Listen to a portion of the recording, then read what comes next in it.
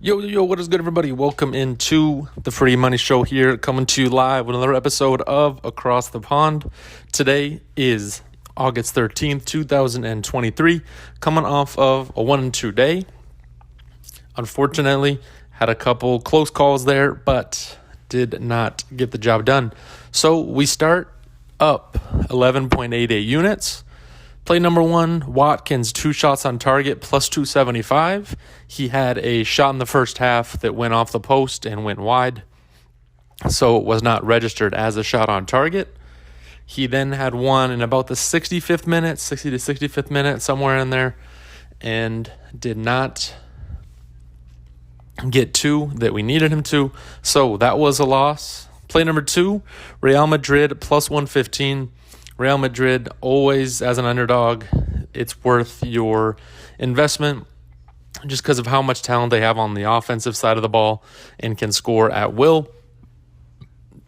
An easy win for them. Pick number three, Bayern Munich, minus 1.5. What a disaster. Harry Kane just can't win trophies. Even at Bayern Munich, he plays their first game. They get crushed by RB Leipzig. Quite impressive. Xavi was really good for them, and Dani Olmo with a hat trick. Very impressive, and we'll keep an eye out on them this Bundesliga season. So 1-2, negative 0.85 units on the day, and we head into Sunday up 11.03 units and ready for more. We got 3 plays, 2 in the Premier League and 1 in La Liga. So we start pick number one, the first game of the Premier League match day here. Brentford and Tottenham, under 2.5 goals, plus 120 on the Barcelona Sportsbook. We talked about it a bit yesterday, but perhaps the biggest transfer of the transfer window this summer, Harry Kane out to Bayern Munich, which creates a big hole up top for Tottenham. Yes, they have Son, but Richarlison will now be tasked with filling that position as their number 9. And I'm not convinced that he's worthy of that. He only had 1 goal last season with Tottenham. So many missed opportunities. And even during his time really at Everton, was never really convinced that he was worthy of kind of that value and price tag. And I even kind of more so think that now.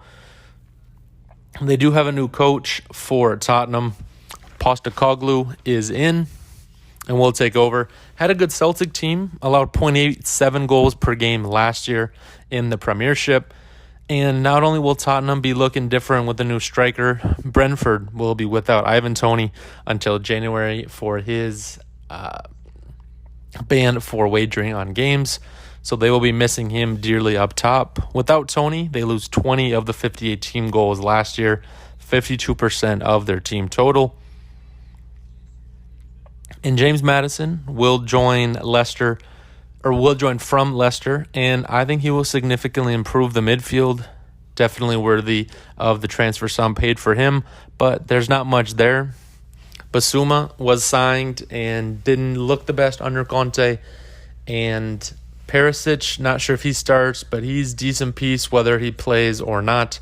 But Maddison brings them to a good quality Premier League level, and I don't think that's going to help the goal scoring though much. Kulishevsky made his transfer official to Tottenham. He's out on the right wing. Other than that, Son, I think, will be marked heavily. I don't think that they really have to worry about Richarlison posing too much of the threat. And both of their games between the two did go over last season, but many things have changed, including new goalkeeper Flecken, who led the Bundesliga last year with Freiburg in clean sheets. We are hoping that he can do it yet again here today for Brentford. Pick number 2, the second Premier League game, Chelsea and Liverpool. Over 3.5 goals, plus 160 on the Barcelona Sportsbook. Both of these teams have had disappointing seasons last year, I think, from where their fans really expected them to be and want to regain their form. This Chelsea team has just too many transfers to list.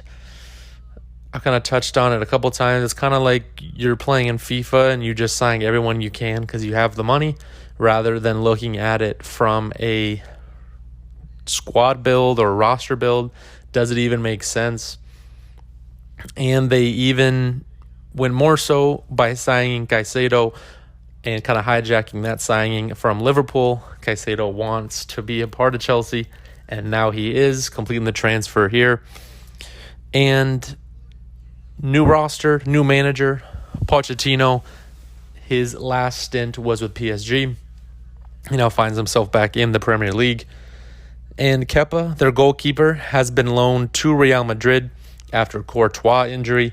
And Robert Sanchez will be the new number one keeper for Chelsea. Had 1.30 goals allowed per 90. And last year versus Liverpool, 3-0 win for Brighton and a 3-3 draw. So out of the two games, looking at a 4.5 goal average. Chelsea signed all those players to score that I mentioned. Mudryk, Nicholas Jackson, Chukwuemeka, and then finalized Caicedo. So there is plenty of talent on the team, and I think that the goals come today. Liverpool, on the other side, also had some big-name transfers themselves. Alexis McAllister and Szoboszlai from RB Leipzig. And I think Darwin has a good season in year two. His second season at Benfica upticked from 9 to 26 goals, and I think that he can do something similar here for Liverpool after a plethora of opportunities last year. And both games between these two were 0-0. I do not foresee that happening again. And in those games, Chelsea had unexpected goals of 2.19 and 1.84, so nearly 2 both games. And Liverpool, 0.20 and 1.3. So about a 0.75 for them. So they're right around near a goal themselves. And I think that Liverpool will definitely score a couple. Just need Chelsea to match. And I kind of wanted to play Liverpool money line, but need to kind of see how this Chelsea team looks to start the year. So over is the play. Pick number 3. Finishing up with La Liga, Barcelona first half money line plus 120 on DraftKings. Barcelona was held to only 1 goal in the 2 games versus Getafe last season.